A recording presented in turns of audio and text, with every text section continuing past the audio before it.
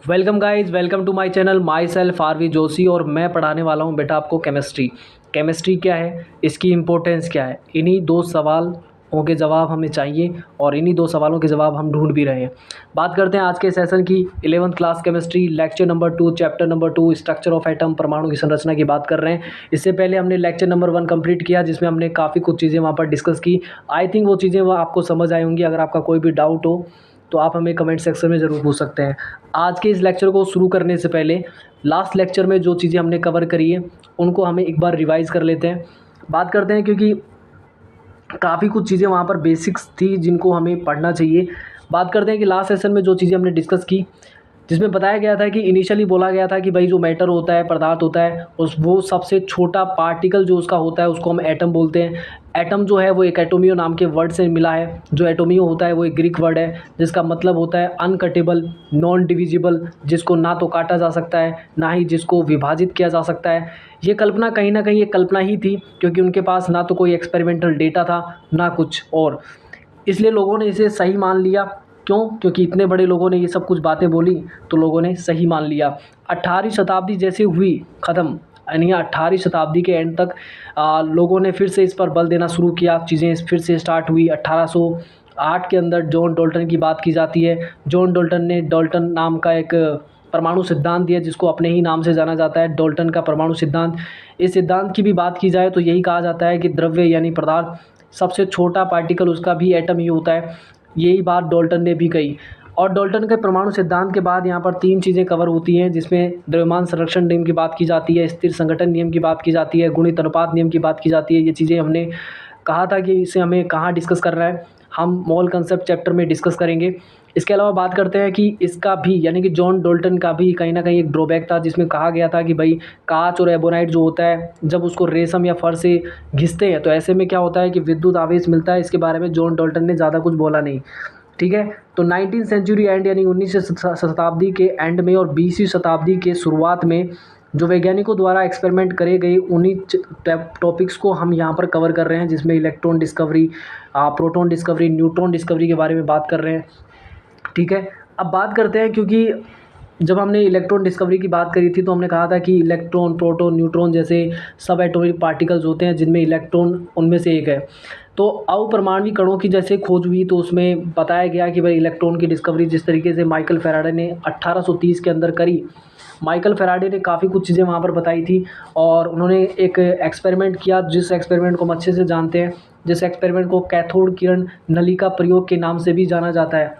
ठीक है, और वो प्रयोग कुछ इस तरीके से है, आप देख सकते हैं यहाँ पर। ये वही प्रयोग है जो माइकल फैराडे ने इलेक्ट्रॉन डिस्कवरी में यहाँ पर यूज़ किया है, जिसमें हाई वोल्टेज की बात की जाती है। ठीक है, एनोड पॉजिटिव एंड होता है, इसके अलावा कैथोड नेगेटिव एंड होता है, इसके अलावा निर्वात पंप जो वैक्यूम पंप होता है जिससे अंदर प्रेशर जो है वो लो बनाया जाता है। इसके अलावा हाई वोल्टेज रखा जाता है। हाई वोल्टेज और लो प्रेशर रखने का जो रीज़न था वो भी हमने समझा था कि क्या पर्पज़ रहा हो उनका। ठीक है, वो भी हमने वहाँ पर डिस्कस किया था। इसके अलावा भी हमने काफ़ी कुछ चीज़ें वहाँ पर डिस्कस की, जिसमें हमने कैथोड किरणों की बात की कि जो कैथोड किरणें यानी कि जो इलेक्ट्रॉन्स हैं उनका क्या नेचर था, उनकी क्या क्या प्रॉपर्टीज़ हैं, किस तरीके से कौन से एंड तक वो जाएंगी। ठीक है, तो ये काफ़ी कुछ चीज़ें यहाँ पर हमने डिस्कस की थी, जिसमें हमने ये भी डिस्कस किया था कि ये जो एक्सपेरिमेंट था इसमें आप देख सकते हैं कि जो एनोड है इसमें होल बनाए गए थे ताकि इनका जो टक्कर है वो कहाँ हो सके, इस एंड पर, जिस एंड पर क्या लगाया गया हो, यहाँ पर जिंक सल्फाइड की लेयर लगाई गई हो। क्योंकि जिंक सल्फाइड पर जैसे ही चार्ज पार्टिकल टकराता है तो ऐसे में वहाँ पर एक फ्लैश उत्पन्न होता है, जिससे ये पता चलता है कि हाँ यहाँ कुछ आया।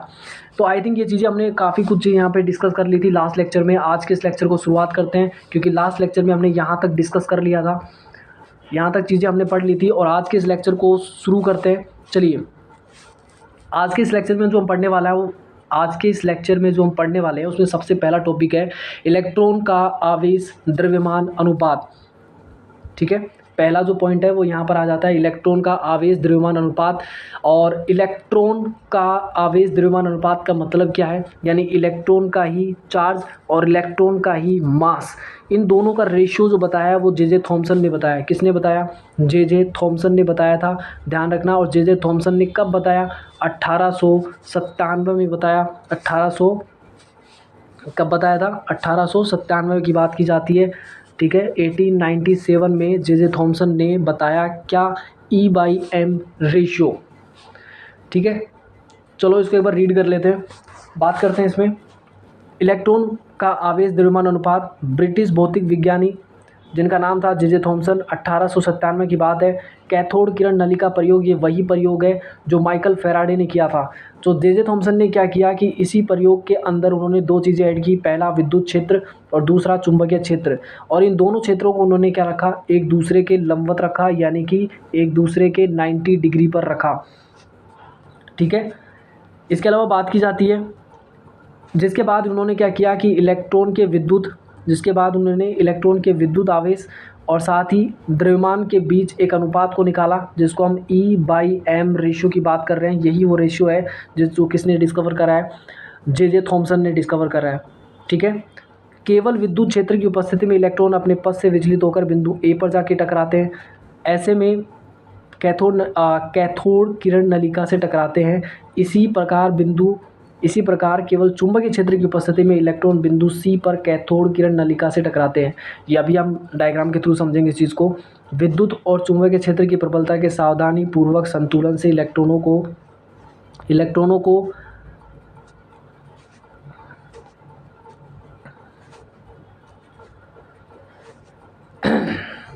ये देखिए ध्यान से, सावधानीपूर्वक संतुलन से इलेक्ट्रॉनों को अनुपालित पथ पर उसी पथ पर वापस लाया जा सकता है जिस पर वह इन क्षेत्रों की अनुपस्थिति में था। अब यह पर्दे पर बिंदु बी से टकराते हैं। थॉमसन ने यह तर्क दिया कि केवल विद्युत और चुंबकीय क्षेत्रों की उपस्थिति में इलेक्ट्रॉन अपने पथ को विचलन की मात्रा किन किन बातों पे डिपेंड करती हैं, इनको अभी हम समझेंगे। पहले एक बार हम डायग्राम को देख लेते हैं कि डायग्राम में जो चीज़ें बताई गई हैं, क्योंकि वही चीज़ें अभी इस पैराग्राफ में लिखी गई हैं, ठीक है। तो जो पैराग्राफ में लिखा गया है वही हम चीज़ें यहाँ पर कवर करेंगे इसमें। देखिए ध्यान से, देखिए यहाँ से ध्यान से, सबसे पहले क्या था, हम इस डायग्राम से वाकिफ़ हैं। क्यों? क्योंकि ये डायग्राम हमने पहले भी देखा है। माइकल फैराडे ने, यही वो एक्सपेरिमेंट है जो माइकल फैराडे ने भी यूज़ किया था। बस इसमें थोड़ा सा एडिशन जो किया जे थॉमसन ने, वो ये किया है कि यहाँ पर इलेक्ट्रिक फील्ड यूज़ किया है, मैग्नेटिक फील्ड यूज़ किया है, ठीक है। ये बाकी चीज़ें सेम है। कैथोड है जिसका नेगेटिव एंड होता है, कैथोड जिसको नेगेटिव टर्मिनल से जोड़ा जाता है, एनोड जिसको पॉजिटिव एंड से जोड़ा जाता है, पॉजिटिव टर्मिनल से जोड़ा जाता है, हाई वोल्टेज होता है। इसके अलावा ये जो होता है इसको हम बोलते हैं कैथोड रे ट्यूब बोलते हैं, ठीक है। और इसी कैथोड रे ट्यूब के अंदर ये जिंक सल्फाइड का एक लेयर बनाया जाता है जिसके ऊपर फ्लोरोसेंट मटेरियल लगाया जाता है, ठीक है। क्योंकि जिंक सल्फाइड जो होता है वो एक फ्लोरोसेंट मटेरियल होता है। और ऐसे में होल जो बनाया जाता है इस एनोड के बीच में बनाया जाता है, ताकि यहाँ से जो कैथोड रेज हैं वो बिल्कुल सीधी मूव करती हुई यहाँ बिंदु बी पे जाके टकराएं, ठीक है। तो जो एडिशन यहाँ पर जे थॉमसन ने किया इस एक्सपेरिमेंट में, वो दो चीज़ें हैं। पहला इलेक्ट्रिक फील्ड, ठीक है, और दूसरा मैग्नेटिक फील्ड। मैग्नेटिक फील्ड में यहाँ पर देख सकते हैं एक मैग्नेट को लगाया गया है जिसमें एक नॉर्थ पोल है, एक साउथ पोल है। इसी तरीके से इलेक्ट्रिक फील्ड में यहाँ देख सकते हो ये पॉजिटिव एंड है और यहाँ पर नेगेटिव एंड है। तो जे थॉमसन ने जब देखा कि जिस तरीके से जे थॉमसन ने इस एक्सपेरिमेंट को करा उसको हम समझते हैं। यहाँ तक तो चीज़ें आपको समझ आती हैं कि आपने एनोड वाला टर्म आपने पहले भी देखा है, वहाँ पर होल बनाया हुआ था और किस तरीके से वो जो कैथोड रेज थी वो बिल्कुल सीधी जा रही थी और एक फ्लोरोसेंट मटेरियल की स्क्रीन पे जाके टकरा रही थी। लेकिन जैसे ही जे थॉमसन ने यहाँ पर इलेक्ट्रिक और मैग्नेटिक फील्ड की बात की, जैसे जे थॉमसन ने केवल यहाँ पर इलेक्ट्रिक फील्ड लगाया, मैग्नेटिक फील्ड नहीं लगाया। देखो एक बार फिर से देखते हैं कि जे थॉमसन ने जो बात कही यहाँ पर उसको हम देखते हैं। जे थॉमसन ने जैसे ही केवल और केवल इलेक्ट्रिक फील्ड लगाया, मैग्नेटिक फील्ड नहीं लगाया, तो उस दौरान क्या हुआ कि ये जो चार्ज पार्टिकल थे यानी कैथोड रेज थी, वो इलेक्ट्रॉन थे, वो कहाँ जाके टकराए, बिंदु ए पर जाके टकराए, ठीक है। ऐसा क्यों हुआ? क्योंकि इलेक्ट्रॉन पे चार्ज होता है नेगेटिव और यहाँ पर जो एंड लगाया गया है वो है पॉजिटिव। तो ऐसे में दोनों के बीच होगा अट्रैक्शन और ऐसे में ये बिंदु थोड़ा सा घूम करके, यानी कैथोड रेज थोड़ी सी घूम करके बिंदु ए पर जाकर टकराती है। इसके अपोजिट जब उन्होंने क्या किया, इसके अपोजिट जे थॉमसन ने केवल और केवल यहाँ पर चुंबकीय क्षेत्र लगाया, विद्युत क्षेत्र नहीं लगाया। तो उन्होंने देखा कि ये जो रेज थी वो कहाँ पे जाके टकरा रही है, बिंदु सी पे जाके टकरा रही है। जस्ट अपोजिट बिहेवियर यहाँ पर देखने को मिला। अब क्या किया जे थॉमसन ने अब यहाँ पर क्या किया कि दोनों फील्ड को एक साथ लगा दिया, यानी कि इलेक्ट्रिक फील्ड को भी और मैग्नेटिक फील्ड को भी इलेक्ट्रिक फील्ड को हम कैपिटल ई से डिनोट करते हैं, ये बात ध्यान रख लेना, ठीक है। इलेक्ट्रिक फील्ड को हम कैपिटल ई से डिनोट करते हैं, इलेक्ट्रिक फील्ड को कैपिटल ई से डिनोट किया जाता है, मैग्नेटिक फील्ड को कैपिटल बी से डिनोट किया जाता है। तो उन्होंने क्या किया, दोनों फील्ड को एक साथ लगा दिया, क्या किया, दोनों फील्ड को एक साथ लगाया और उन्होंने इस तरीके से इन दोनों की प्रबलता को मैनेज किया, स्ट्रेंथ को मैनेज किया कि फाइनली जो ये इलेक्ट्रॉन जो थे, मतलब कैथोड किरणें थी, वो बिल्कुल सीधी निकल गई, यानी वापस से बिंदु बी पर जाके टकराई। ये जो एक्सपेरिमेंट हुआ, यानी ये जो इंसिडेंट देखने को मिला, ये 3 तरीके का जो बिहेवियर देखने को मिला, इसके बाद जे थॉमसन ने क्या कहा वो हम डिस्कस करते हैं।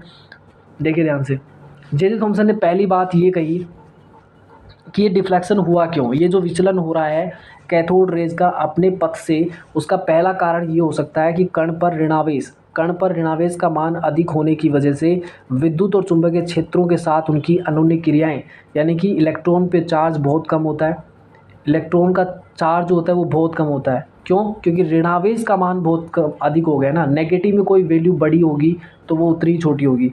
तो उन्होंने कहा कि कण पर ऋणावेश का मान अधिक होने से विद्युत और चुंबकीय क्षेत्रों के साथ उनकी जो अनोन्य क्रिया है वो बढ़ गई, और ऐसे में नेगेटिव वैल्यू जो बढ़ रही है, क्यों? क्योंकि इलेक्ट्रॉन पे चार्ज बढ़ रहा है, नेगेटिव में चार्ज बढ़ रहा है, तो ऐसे में विद्युत और चुंबकीय क्षेत्र के साथ उनकी अनोन्य क्रियाएं बढ़ गई और ऐसे में उसका डिफ्लेक्शन देखने को हमें मिला। दूसरी बात यहाँ पर जे थॉमसन ने कही कि भाई कण का जो द्रव्यमान होता है, यानी कि जो इलेक्ट्रॉन है उनका मास भी काफ़ी कम होता है, इस वजह से भी यहाँ पर डिफ्लेक्शन ज़्यादा हो रहा है, ठीक है। और तीसरी बात उन्होंने कही कि भाई जब इलेक्ट्रिक और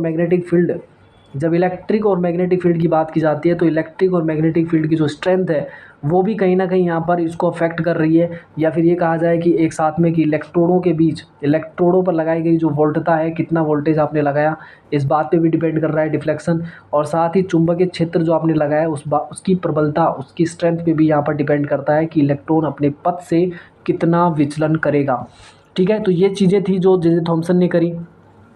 तो जे थॉमसन ने जो बात बताई उससे केवल और केवल हमें E/m रेशियो मिलता है। क्या मिलता है?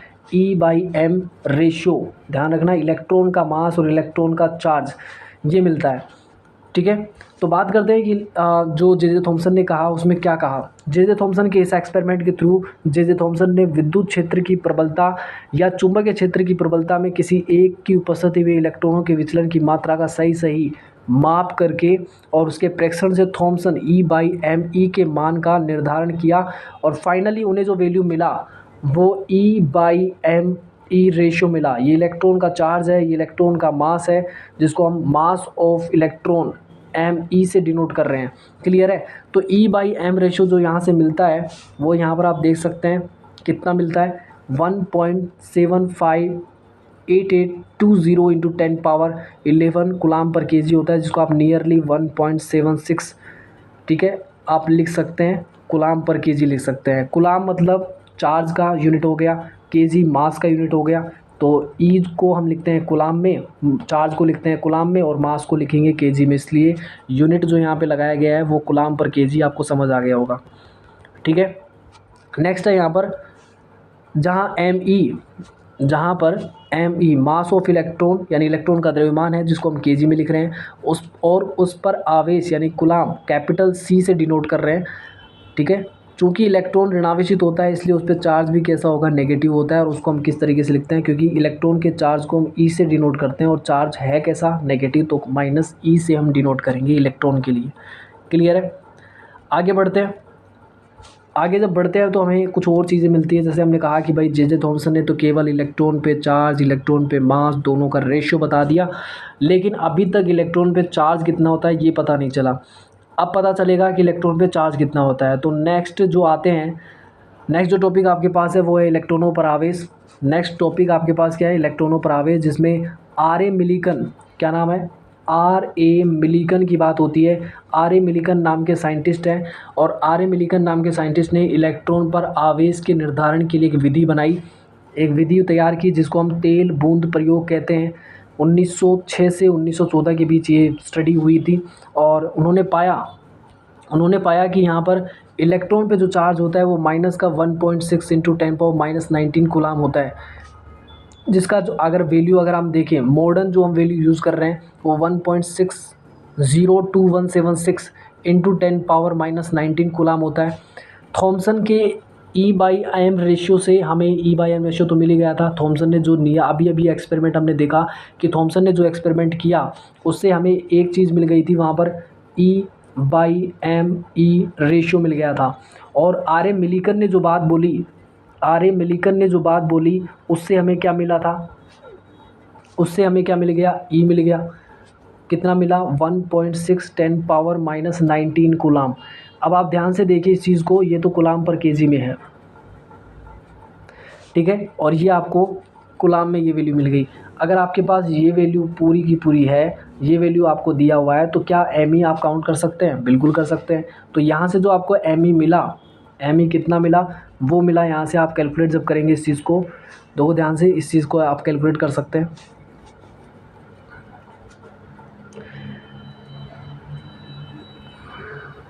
ठीक है। तो मास जो मिला इलेक्ट्रॉन का वो कितना मिला, नियरली 9.1 इंटू 10⁻31 kg। अब आप देख सकते हैं कि ये वैल्यू बहुत ही कम है, नेगेटिव में बहुत बड़ी वैल्यू है, इसका मतलब है ये वैल्यू बहुत छोटी है। इलेक्ट्रॉन बहुत हल्का होता है, बहुत लाइट पार्टिकल होता है, ठीक है। तो ये चीज़ें आपको समझ आ गई होंगी। आई थिंक यहाँ तक हमने चीज़ें डिस्कस कर ली है। आगे बढ़ते हैं अगले पॉइंट की तरफ। अब बात करते हैं कि जो इलेक्ट्रॉन पे चार्ज को डिस्कवर किया गया है कि इलेक्ट्रॉन पे चार्ज होता है -1.6 इंटू 10⁻⁻19 कूलाम।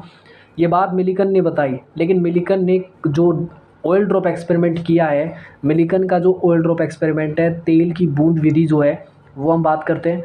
मिलिकन के तेल की बूंद विधि, मिलिकन की तेल की बूंद विधि की बात करते हैं। इस विधि में कणित्र यानी एटमाइज़र होता है। एटमाइज़र क्या होता है, आपने नाई की दुकान पर जब आप जाते हैं तो जो बालों के अंदर जो पानी स्प्रे किया जाता है, तो पानी को स्प्रे करने के लिए, पानी को बालों तक पहुंचाने के लिए जो यूज़ कर रहे हैं वो एटमाइज़र, वो एक तरीके का एटमाइज़र ही होता है जिसमें पानी छोटी छोटी बूंद के फॉर्म में निकलता है।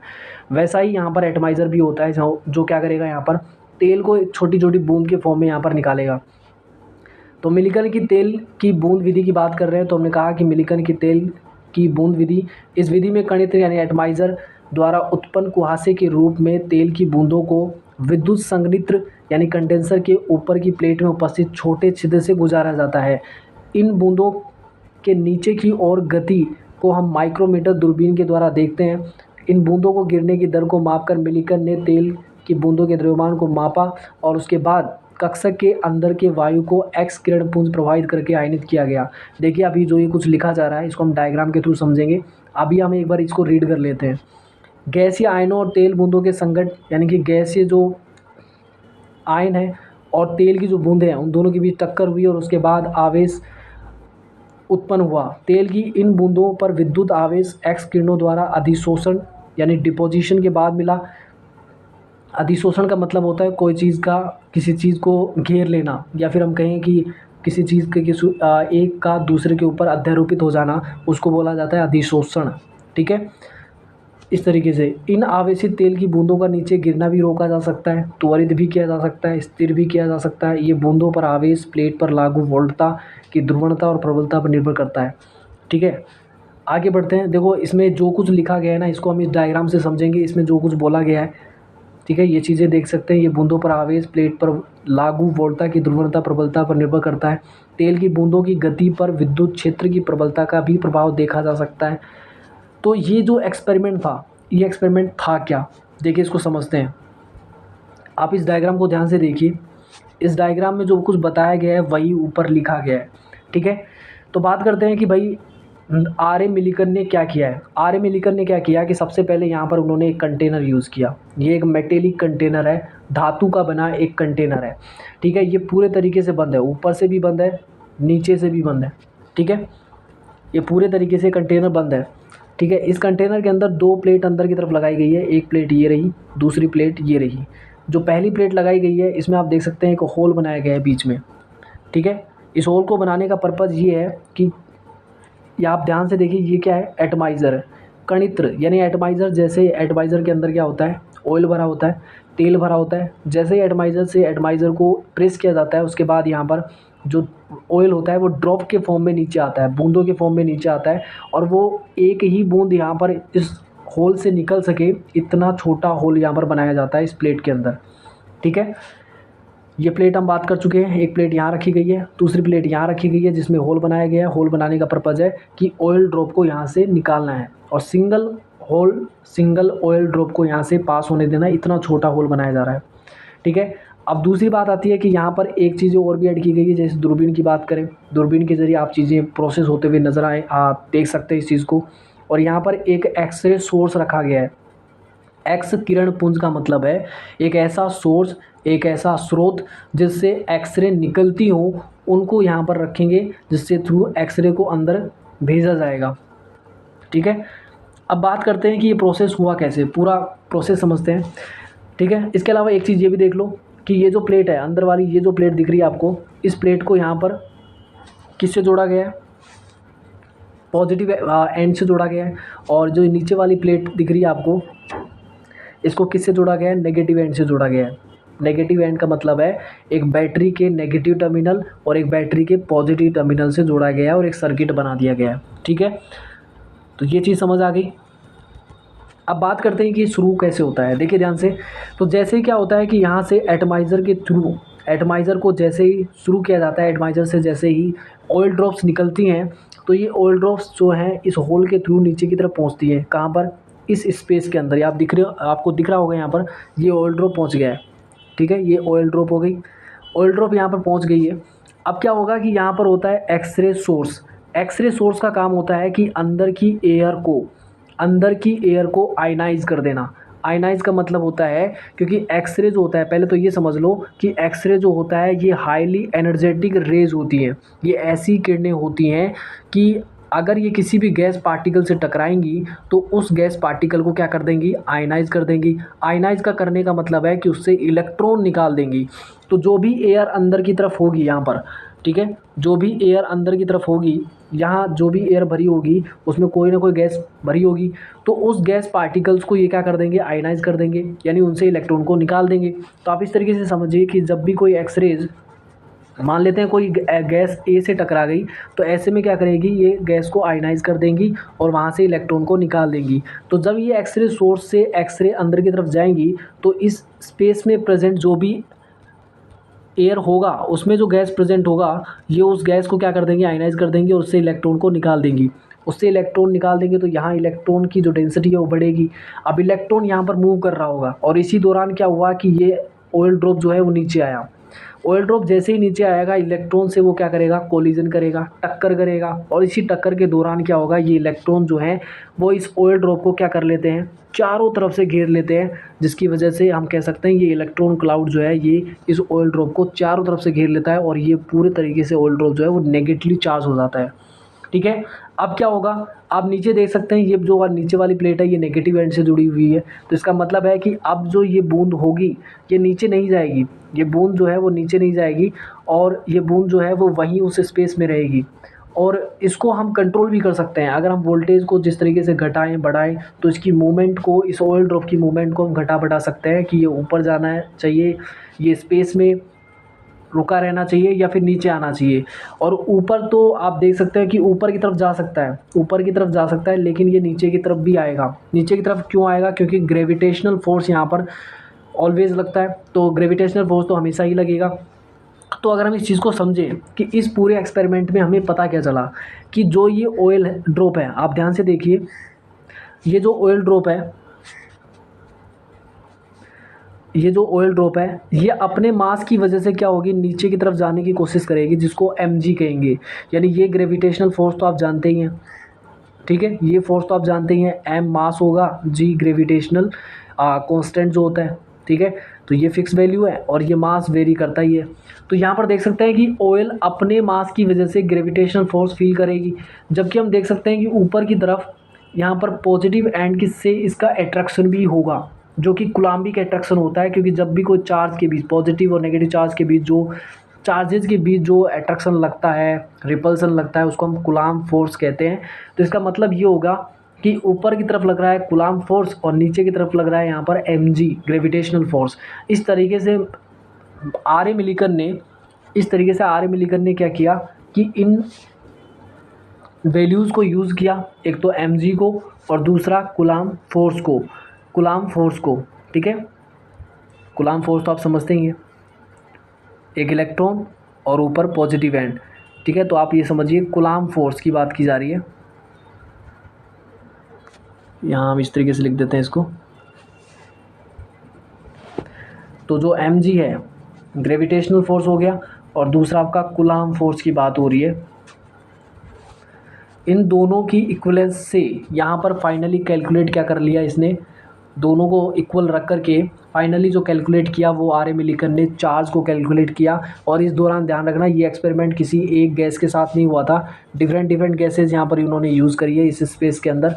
तो जब उन्होंने देखा कि भाई फाइनली एक ही वैल्यू के ये मल्टीपल आ रहे हैं, तो ऐसे में ये वैल्यू किसी एक की मल्टीपल है, तो वो जो स्मॉलेस्ट वैल्यू है वो क्या हो सकती है। तो फाइनली जो उन्होंने देखा तो उन्होंने बताया कि जो स्मॉलेस्ट वैल्यू है जो हर बार उन्हें मिल रही थी वो ये वैल्यू मिल रही थी, ठीक है। उन्हें जो हर बार वैल्यू मिल रही थी, अब इस तरीके समझिए, उनको जो हर बार वैल्यू मिल रही थी वो ये वैल्यू मिल रही थी और उन्होंने देखा कि ये वैल्यू किसी ना किसी चीज़ की मल्टीपल है, ठीक है। तो वो मल्टीपल में आ रहा था, ठीक है, जिसको हम एन से डिनोट कर रहे हैं। और फाइनली फिर उन्हें ये पता करना था, तो उन्होंने जो लॉ दिया, तो उन्होंने जो नियम दिया, जो इक्वेशन बताया वो यही इक्वेशन है।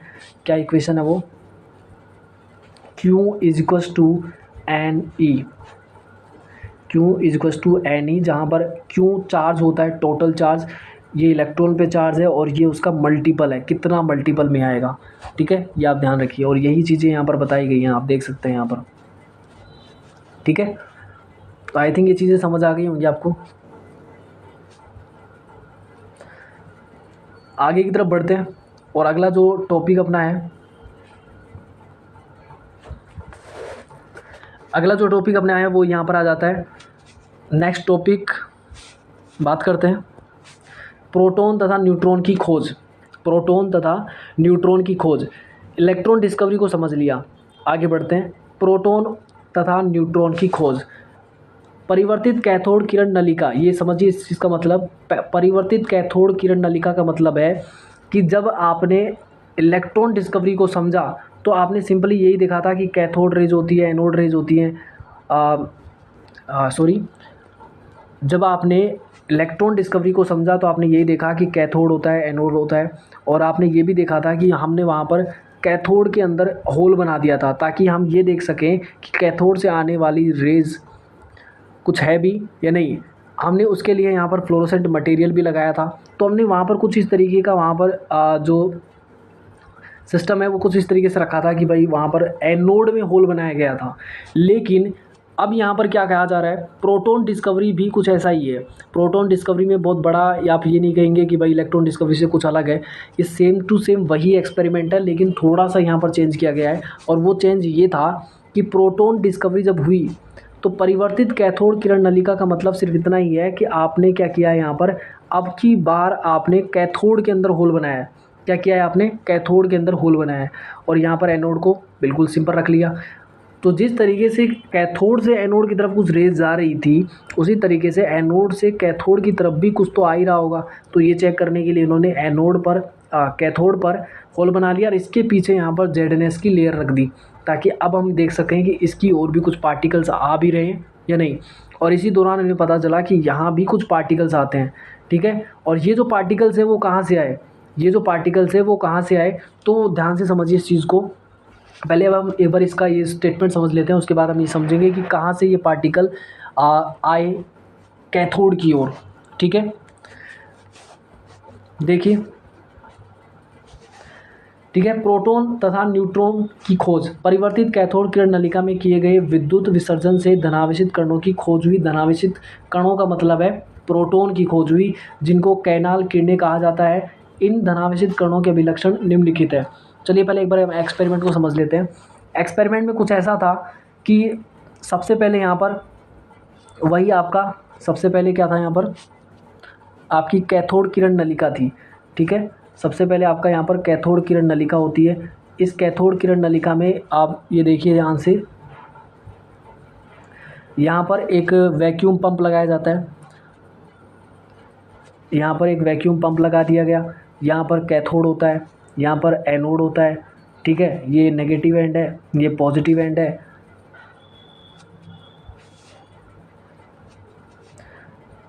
एक बार फिर से देखिए आप, ठीक है, आप इस तरीके से समझिए। ये कैथोड रे ट्यूब होता है, इसका ये वाला एंड कैथोड, ये वाला एनोड, ठीक है। इसके अलावा इसमें यहाँ पर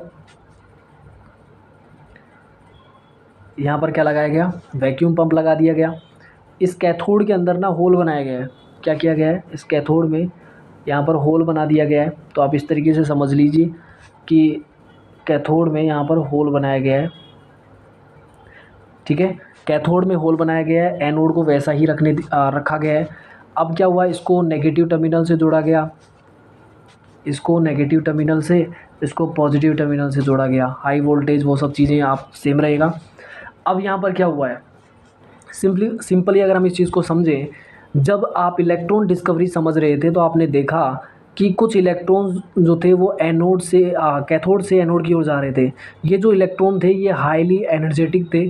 तो ये इलेक्ट्रॉन जो थे यहाँ भरी इस एयर के अंदर, मतलब इस स्पेस के अंदर जो एयर थी, जो गैस थी, उस गैस को आयनाइज किया होगा। सिंपल सा है ना, जब कोई चार्ज पार्टिकल किसी न्यूट्रल पार्टिकल से टकराएगा तो सिंपली उसको क्या कर देगा, वो आयनाइज कर देगा। तो जब आयनाइज वो करेगा तो ऐसे में क्या होगा, जब आयनाइज करेगा इसका मतलब है उसमें से भी उसने क्या कर दिया, इलेक्ट्रॉन को बाहर कर दिया। तो जब इलेक्ट्रॉन बाहर कर दिया तो कुछ पॉजिटिव पार्ट भी तो बचेगा ना, सिंपल सा है। तो यहाँ से जो इलेक्ट्रॉन्स गए हैं इस तरफ, तो उन्होंने इस स्पेस में जो भी एयर भरा हुआ था उस एयर के पार्टिकल से वो टकराया, और एयर पार्टिकल से जो वो टकराएगा, गैस पार्टिकल से टकराएगा, तो गैस का जो इलेक्ट्रॉन्स है वो बाहर निकाल देगा। गैस के पार्टिकल से जब इलेक्ट्रॉन बाहर निकलेगा तो एक पॉजिटिव पार्ट भी बचेगा, और वही पॉजिटिव पार्ट जो होता है वो इस स्पेस में होता है, और वही इस स्पेस में होने की वजह से वो जो पॉजिटिव पार्ट होता है वो इस कैथोड की ओर मूव कर रहा होता है। क्यों, क्योंकि यहाँ पर तो कैसा चार्ज है, नेगेटिव है, और उस पर चार्ज कैसा है, पॉजिटिव है। तो आप इस चीज़ को समझिए, ऐसा कुछ है कि जो इलेक्ट्रॉन कैथोड साइड से आया, जब वो स्पेस में होते हुए, मतलब उस कैथोड रे ट्यूब से होता हुआ एनोड की ओर जा रहा था, तो उस दौरान वो गैस पार्टिकल से टकरा गया। तो गैस पार्टिकल कोई भी हो सकता है, मान लो ए है, तो वो उससे टकराया, तो उसने क्या किया, उसमें से इलेक्ट्रॉन को बाहर निकाल दिया, और ऐसे में क्या कर दिया, उसको चार्ज्ड कर दिया। तो उसका क्या पार्ट बचा भाई, पॉजिटिव एंड बचा ना। यही पॉजिटिव जो पार्ट है ये कहाँ मूव कर रहा होता है, एनोड कैथोड की तरफ मूव कर रहा होता है, क्योंकि कैथोड पे चार्ज होता है नेगेटिव। और यही जो कैथोड की ओर जो मूव कर रहे हैं इन पार्टिकल्स को ही क्या कहा जाता है, प्रोटॉन्स कहा जाता है। इन्हीं पार्टिकल्स को कैनाल किरणें कहा जाता है। ये बात आपको ध्यान रखनी है, क्योंकि इन पर चार्ज कैसा है, पॉजिटिव है। अब बात करते हैं कि ये जो चार्ज पार्टिकल्स कैथोड की ओर मूव करेंगे, अब इनकी प्रॉपर्टीज़ कैसी है, मतलब इनकी प्रॉपर्टीज़ क्या वैसी ही है जैसा कैथोड किरणों की थी। चलिए बात करते हैं। तो बात करते हैं सबसे पहली बात, कैथोड किरणों के विपरीत, मतलब कैथोड किरणों के विपरीत, मतलब जैसा कैथोड किरणों में था वैसा नहीं है। कैथोड किरणों के विपरीत धनावेशित कण का द्रव्यमान कैथोड किरण नलिका में उपस्थित गैस की प्रकृति पर निर्भर करता है। सिंपल सा है भाई, यहाँ जो चार्ज पार्टिकल बना वो कौन है, पॉजिटिव वाला पार्ट है, पॉजिटिव पार्ट है ना, यही तो बना ना। और ये बना कहाँ से, गैस से ही बना होगा। जो गैस आपने उस कैथोड किरण नलिका के अंदर भरी हुई है उसी गैस से ये बना है। अब सिंपल सा है कि भाई इसका जो मास होगा, मतलब इस पार्टिकल का जो मास होगा वो तो वेरी कर सकता है ना। अगर आप डिफरेंट गैसेज वहाँ पर लेंगे तो ये पार्ट तो वेरी करेगा। मान लो आपने अभी हाइड्रोजन गैस यूज़ किया है तो अभी आपके पास H पॉजिटिव बचेगा। अगर आपने हीलियम गैस यूज़ किया होगा तो आपके पास H पॉजिटिव बचेगा। तो सिंपल सा है कि ये पार्ट तो वेरी करेगा ही करेगा, और जब वेरी करेगा तो इसका मास भी वेरी करेगा। तो ये तो सिंपल ही है। अगले पॉइंट की तरफ बढ़ते हैं। तो पहला पॉइंट क्लियर हो गया होगा आई थिंक। कैथोड किरणों के विपरीत धनावेशित कण का द्रव्यमान कैथोड किरण नलिका में उपस्थित गैस की प्रकृति पर निर्भर करता है। ये साधारण धनावेशित गैसीय आयन होते हैं। सिंपल सा है, जब उससे किसी भी गैसीय पार्टिकल से ना इलेक्ट्रॉन बाहर निकल जाता है तो वो क्या बन जाता है, धनावेशित गैसीय आयन बनेगा। सेकेंड जो पॉइंट है, कणों के आवेश और द्रव्यमान का अनुपात उस गैस की प्रकृति, उस गैस पर निर्भर करता है जिससे ये उत्पन्न हुआ है। सिंपल सा है, जब आप कैथोड रेज पढ़ रहे थे तो आपने E/m रेशियो देखा था। और आपने कहा था कि E/M रेशियो जो कैथोड रेज के लिए होता है वो वेरी नहीं करता है। क्यों? क्योंकि भाई इलेक्ट्रॉन का ना तो मास बदलेगा, इलेक्ट्रॉन का ना तो चार्ज बदलेगा और ना ही मास बदलेगा, क्योंकि सबका इलेक्ट्रॉन एक जैसा ही होता है। ठीक है, लेकिन यहाँ पर क्या है, अब यहाँ पर देखिए, यहाँ पर क्या है भाई, ये वाला पार्ट वेरी करेगा, ये पार्ट वेरी करेगा ना, कभी ये H पॉजिटिव हो सकता है, कभी ये H ही पॉजिटिव हो सकता है, ये डिफरेंट डिफरेंट गैसेज अब आप यूज़ करेंगे तो ये पार्ट तो वेरी करेगा। तो ऐसे में इसका चार्ज भी वेरी करेगा, क्योंकि हीलियम पे मान लो 2 पॉजिटिव भी हो सकता है। इसके अलावा मास भी वेरी करेगा, हाइड्रोजन का मास कुछ होता है, हीलियम का मास कुछ होता है, तो ऐसे में चार्ज भी वेरी कर रहा है, मास भी वेरी कर रहा है। इसकी वजह से यहाँ पर E/M रेशियो, ध्यान रखना, E/M रेशियो भी वेरी करेगा ही करेगा। ध्यान रखना किसके लिए? पॉजिटिव पार्ट के लिए। अब वो पॉजिटिव पार्ट क्या है? प्रोटॉन की बात हो रही है। अभी हम बात करेंगे कि उसको प्रोटॉन नाम कैसे दिया गया। ठीक है, तो बात करते हैं, अगले पॉइंट की तरफ बढ़ते हैं। कुछ धनावेशित कण विद्युत आवेश की मूल इकाई के गुणक होते हैं। कुछ धनावेशित कण, जैसे कि आप बात कर सकते हैं H पॉजिटिव होता है, एक He2 पॉजिटिव होता है। भाई हाइड्रोजन पे जो चार्ज होता है वो सिंगल पॉजिटिव होता है, जबकि He पर 2 पॉजिटिव होता है, ये इसका 2 टाइम्स है। तो आप ये चीज़ समझिए।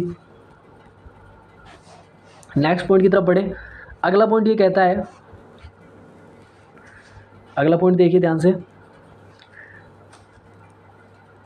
चुंबकीय तथा विद्युत क्षेत्रों में इन कणों का व्यवहार इलेक्ट्रॉन और कैथोड किरणों द्वारा प्रेषित व्यवहार की विपरीत है। सिंपल सा है, जब आप कैथोड रेज के पास में इलेक्ट्रिक या मैग्नेटिक फील्ड लगा रहे थे, जो कि जे थॉमसन ने किया था, वहाँ पर आपने देखा होगा बिंदु ए, बिंदु बी, बिंदु सी की हमने बात करी थी।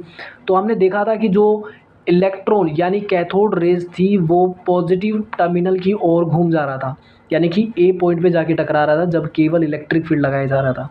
ठीक है, लेकिन ऐसा यहाँ पर नहीं होगा, इसके विपरीत, ठीक विपरीत यहाँ पर देखा गया।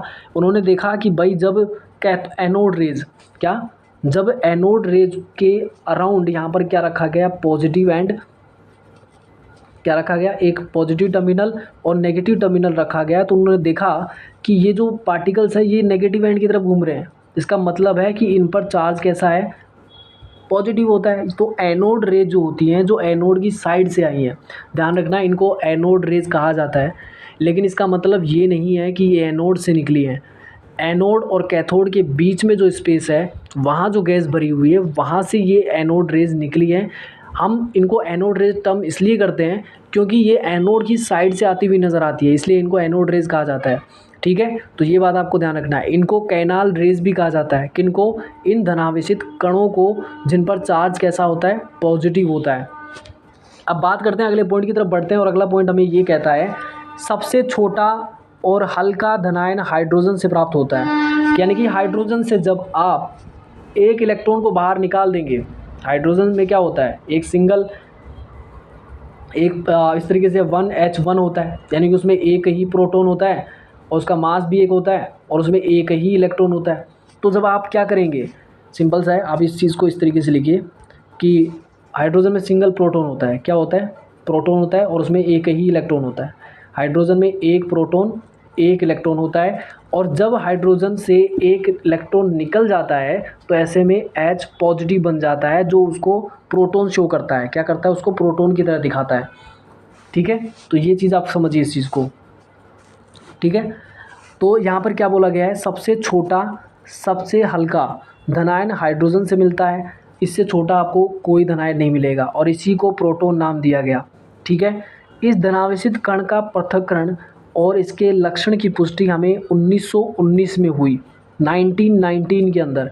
बाद में परमाणु में एक वैद्युत उदासीन कण की आवश्यकता महसूस की गई, यानी कि अभी देखो इलेक्ट्रॉन की खोज हो चुकी है, प्रोटॉन की खोज हो चुकी है, न्यूट्रॉन के बारे में भी यहाँ पर थोड़ा डिस्कशन अभी नहीं किया गया है। आगे आने वाले सेशन में हम न्यूट्रॉन डिस्कवरी के बारे में भी पढ़ेंगे कि न्यूट्रॉन डिस्कवरी किस तरीके से हुई है, जो कि जेम्स चैडविक ने 1930 के अंदर की थी। इस कण की जो खोज हुई है वो सन 1932 में जेम्स चैडविक ने करी थी, और उनका जो एक्सपेरिमेंट था उसमें उन्होंने क्या किया था कि बेरिलियम की एक शीट के ऊपर उन्होंने अल्फा पार्टिकल्स की बॉम्बार्डमेंट करवाई थी। क्या करवाई थी? बेरिलियम की एक शीट ली हुई थी। बेरिलियम एक मटेरियल होता है, और इस पर जब उन्होंने अल्फ़ा पार्टिकल की बॉम्बार्डमेंट करवाई तो उनको एक हैवी पार्टिकल यहाँ से मिला था जिसका मास ना प्रोटॉन से भी ज़्यादा था। तो उन्होंने जब उस चीज़ को देखा तो उन्हें पता चला कि भाई प्रोटॉन से भी ज़्यादा भारी कोई पार्टिकल है। तो ऐसे में उन पर चार्ज तो था नहीं, तो उसको न्यूट्रॉन नाम दिया गया था। एन, स्मॉल एन से उसे डिनोट किया जाता है। ठीक है, अगले पॉइंट की तरफ बढ़ते हैं। अगला पॉइंट हमें ये कहता है, इस कण की खोज 1932 में जेम्स एडविक ने बेरिलियम पर अल्फा कणों की बॉम्बार्डमेंट के थ्रू किया, यानी उनके अल्फा कणों के प्रहार से की। जब प्रोटॉन के भार से कुछ अधिक भार वाले विद्युत उदासीन कण उनको मिले तो उन्होंने उसको नाम क्या दे दिया, न्यूट्रॉन। न्यूट्रॉन का नाम न्यूट्रॉन क्यों पड़ा, तो ये बात ध्यान रखना क्योंकि उस पर चार्ज कुछ भी नहीं था, इसलिए न्यूट्रल वर्ड होता है, न्यूट्रल यानी उदासीन, और उदासीन वर्ड से ही कहीं ना कहीं यहाँ पर न्यूट्रॉन नाम दिया गया था। और न्यूट्रॉन को हम स्मॉल एन से डिनोट करते हैं। ध्यान रखना, इलेक्ट्रॉन को हम स्मॉल ई से डिनोट करते हैं, प्रोटॉन को स्मॉल पी से डिनोट करते हैं और न्यूट्रॉन को स्मॉल एन से डिनोट करते हैं। ठीक है, तो आई थिंक ये चीज़ें समझ आ गई होंगी। अब एक पहले हम एक चीज़ डिस्कस कर लेते हैं। अभी तक जो हमने चीज़ें पढ़ी हैं यहाँ पर, सबसे पहली जो चीज़ हमने पढ़ी, इलेक्ट्रॉन के बारे में पढ़ा। हमने इलेक्ट्रॉन के बारे में देखा तो हमने कहा कि भाई इलेक्ट्रॉन के बारे में जो चीज़ें हमने डिस्कस की है, ये देखिए ध्यान से, इलेक्ट्रॉन को स्मॉल ई से डिनोट किया जाता है, स्मॉल ई से लिखा जाता है। इस पर चार्ज -1.602176 इंटू 10⁻⁻19 होता है। इसको आप अप्रोक्स जो लिख सकते हैं वो माइनस का 1.6 10⁻⁻19 कुलाम लिखते हैं। जस्ट वैल्यू की बात की जाएगी तो आप माइनस साइन यूज़ नहीं करेंगे, लेकिन आपको एग्जैक्ट वैल्यू पूछा जा रहा है विद साइन तो आप साइन लगाएंगे माइनस वैल्यू, माइनस में होता है। अगर आपको इसको एब्सोल्यूट, अगर आपसे नियरली पूछा जाए तो आप बोल सकते हैं कि -1 चार्ज इलेक्ट्रॉन पर होता है। इलेक्ट्रॉन का मास जो होता है वो 9.1 इंटू 10⁻31 kg आप लिख सकते हैं, और ये वैल्यू काफ़ी कम होता है, इसलिए इलेक्ट्रॉन बहुत हल्का होता है। ये आप AMU के अंदर देख सकते हैं। नेक्स्ट है, प्रोटॉन को हम स्मॉल p से डिनोट करते हैं। चार्ज की बात करें उतना ही चार्ज होता है जितना इलेक्ट्रॉन पे होता है, बट वैल्यू नेगेटिव में होती है, वैल्यू पॉजिटिव में होती है। ठीक है, तो ये प्लस में 1 होगा। और मास की बात की जाए तो मास आप देख सकते हैं कि प्रोटॉन पे जो मास होता है वो 1.672621 दैट इंटू 10⁻27 kg होता है। ये वैल्यू जो है कहीं ना कहीं आप देख सकते हैं कि इलेक्ट्रॉन से ज़्यादा भारी कौन होता है, प्रोटॉन होता है। इलेक्ट्रॉन से ज़्यादा भारी प्रोटॉन होता है। इसके बाद प्रोटॉन पर आप AMU में देख सकते हैं ये मास। नेक्स्ट आता है न्यूट्रॉन। न्यूट्रॉन को हम स्मॉल n से डिनोट करते हैं। न्यूट्रॉन पर कोई चार्ज नहीं होता है, 0 चार्ज होता है। ठीक है, और बात करते हैं न्यूट्रॉन का जो मास होता है, न्यूट्रॉन का मास नियरली उतना ही होता है जितना प्रोटॉन का होता है, बस थोड़ा सा डिफरेंस होता है। इसको आप लिख सकते हैं 1.675, नियरली आप 1.675 इंटू 10⁻⁻27 kg लिख सकते हैं। और यहाँ पर इसको लिख सकते हैं 1.672 इंटू 10⁻⁻27 kg। तो ये चीज़ आप समझिए। आई थिंक ये चीज़ें आपको क्लियर हो गई होंगी, और यहाँ तक ये चीज़ें हम देख सकते हैं। अगले पॉइंट की तरफ बढ़ते हैं। तो ये हमने चीज़ें पढ़ी ली हैं यहाँ तक। ठीक है, तो आज के सेशन को यहीं एंड करते हैं, क्योंकि हमने आज जो डिस्कस किया है वो हमने जो चीज़ें डिस्कस की हैं उसमें हमने इलेक्ट्रॉन का आवेश द्रव्यमान अनुपात यानी E/m रेशियो पढ़ा। इलेक्ट्रॉन के ऊपर जो चार्ज है जो कि -1.6 10⁻⁻19 कुलाम होता है, R. मिलिकन ने डिस्कवर करा, वो हमने डिस्कस किया। इसके अलावा हमने जो डिस्कस किया वो मिलिकन की तेल बूंद विधि के बारे में पढ़ा।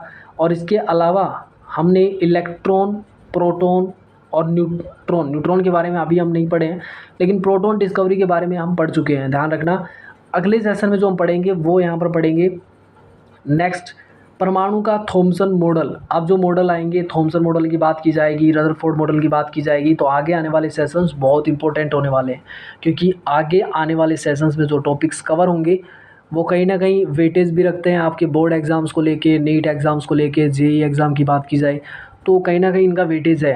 तो आगे आने वाले सेशंस बहुत इंपॉर्टेंट होने वाले हैं, तो आप चैनल के साथ बने रहिए।